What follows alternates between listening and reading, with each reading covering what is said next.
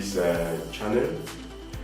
The first two videos, many of you have solicited that we should also try to speak in English because you want to also understand.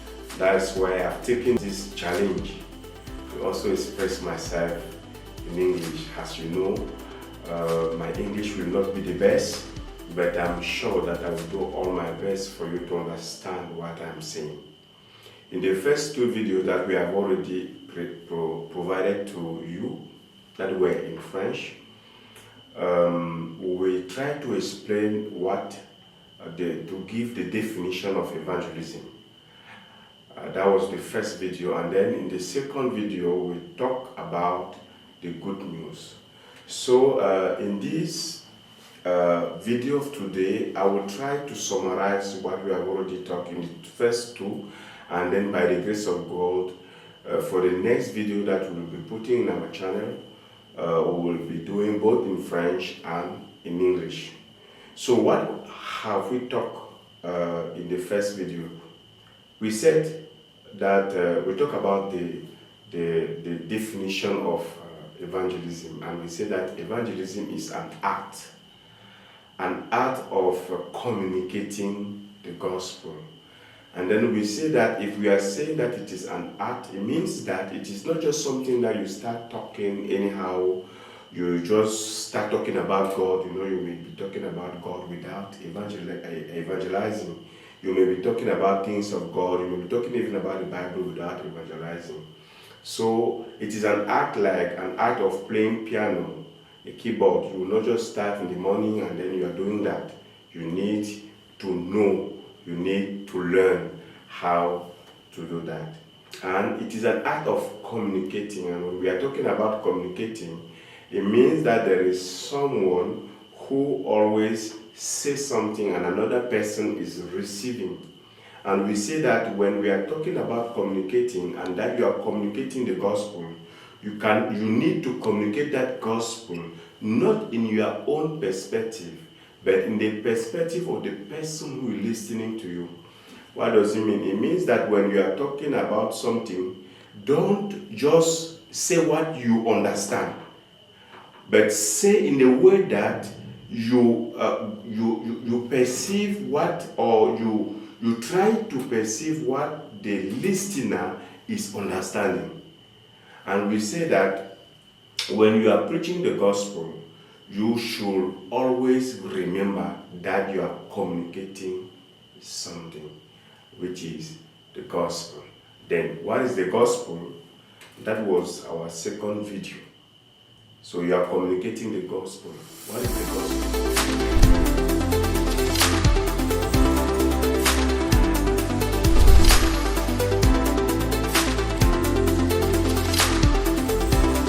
We say that the gospel is the good news.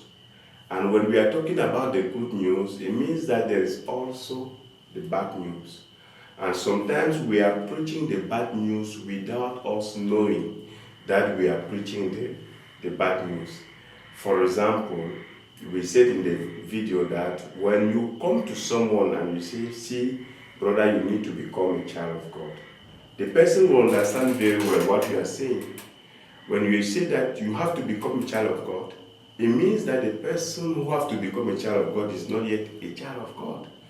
And if he is not a child of God, he will understand, he will perceive that you are saying that he is a child of the devil. Though you did not say that he is a child of the devil. And that's why we say that you have to communicate knowing what the person listening to you will perceive what you are saying. So that's why the person will tell you that, oh, all of us are children of God, and then you will say, no, we are not children of God, you have to become a child of God. And you will even quote John chapter 1 verse 12, that the Bible says that for all those who receive him, he has given them the power to become children of God. And then the person will start saying that, hey, I heard that there are some people who are in some occultic group called churches. These new churches now, perhaps this person is among them.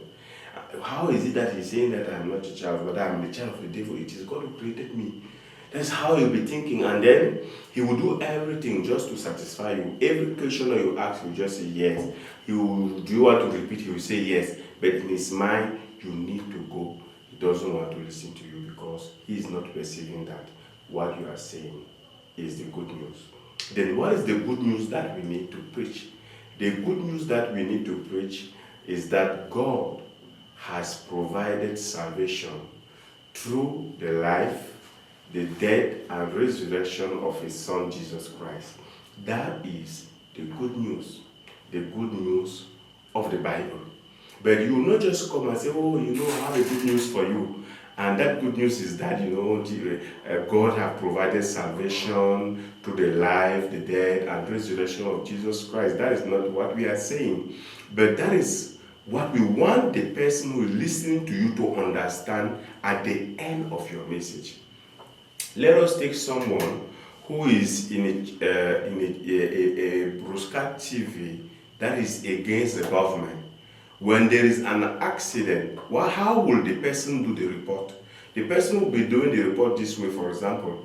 Another accident I've had again in the road XY. And that it is because the roads are very bad and the government is not taking care of these vehicles. So, but when it is a TV that broadcasts and a broadcast TV that is for the government, they will say that an accident has happened again in this road XY, and this accident have taken place because of the driver who was driving fast. So you see, both of them are reporting about the same event, but they have two perspectives. By the end, the one who is listening from the government perspective is that, okay, the problem is not the government. But the person who is against the government is saying that the problem is the government. You see? So that is what we are saying, that when you are preaching the gospel, the person need to perceive that first, God has provided salvation. And that salvation is through the life, the death, and the resurrection of Jesus Christ. You will not say it, but that is what the person needs to perceive.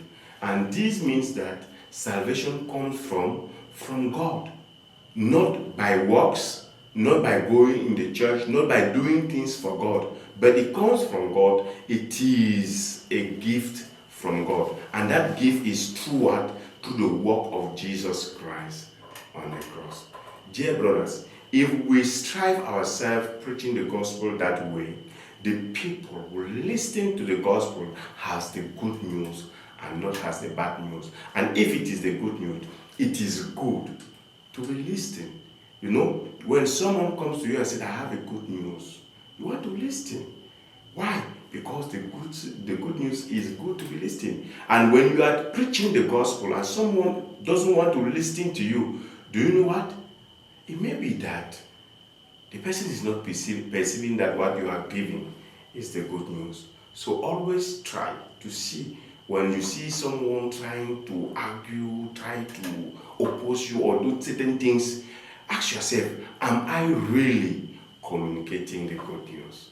And what is the good news that I'm communicating? May God bless you. You really want this channel also to express itself in English, please, you can encourage us by liking our video, by subscribing. So if you have not yet subscribed, and if you have subscribed, so you can also type a message, a comment, or even tell us what type of evangelism do you want us to present. For example, if you want us you want to know how to preach the gospel to your classmates, to your colleague, or to someone who is a Muslim background or an African traditional religion background, we will be available to do that. We'll be bringing experts with whom we'll be talking about all these things. So please don't forget to subscribe and to like our video. God bless you, and by the grace of God, we'll meet very, very soon. Thank you very much.